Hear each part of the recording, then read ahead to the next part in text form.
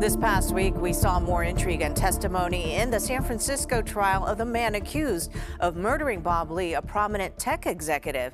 Lee was stabbed to death in April of last year in the Rincon Hill neighborhood. He was just 43 years old. Tech consultant Nima Momeni stands accused of murder, but he said that he was acting in self-defense. Max Darrow has a recap and a look ahead.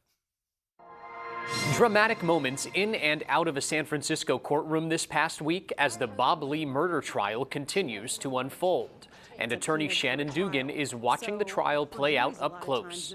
So one of the big central questions here is whether Nima Momeni had a motive for stabbing Lee other than self-defense. At this point in the trial, does either legal team seem to have an upper hand on this issue, or is it really even so far? I don't think either side has an upper hand, although I do think the defense scored some points this week with the testimony of Kazar Momeni, depending on how much the jury is going to believe her. The prosecution argues Nima Momeni stabbed and killed tech executive Bob Lee last April with a kitchen knife after a heated discussion regarding his sister Kazar's relationship with Lee and their alleged drug use. The defense argues Momeni killed Lee in self-defense. Momeni's sister Kazar testified and was cross-examined over the course of several days last week. One of the main focal points, text exchanges between Kazar and Nima after the stabbing.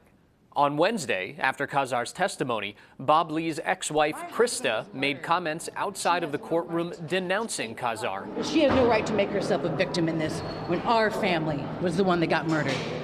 So she can go herself. The judge decided to bar her from the courtroom for the rest of Kazar's testimony. What do you think of this move by the judge? Was this significant, or was it really just kind of a distraction overall?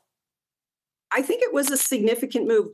Now I think that can be viewed as a temporary distraction. Anything that can permanently taint the jury's ability to evaluate the case and consider only the evidence presented at trial could be very harmful to the case. It could even trigger a mistrial where everybody has to start the case all over. By barring Krista Lee from the courtroom was effectively protecting the proceedings. Looking ahead, Dugan believes the prosecution and defense will have to put forth more evidence of both Lee and Momeni's states of mind at the time of the crime. And that may mean Momeni eventually taking the stand himself. They actually have to put on evidence that Nima Momeni believed he was in imminent harm and used deadly force that was reasonable to respond to that. The trial is set to resume on Wednesday.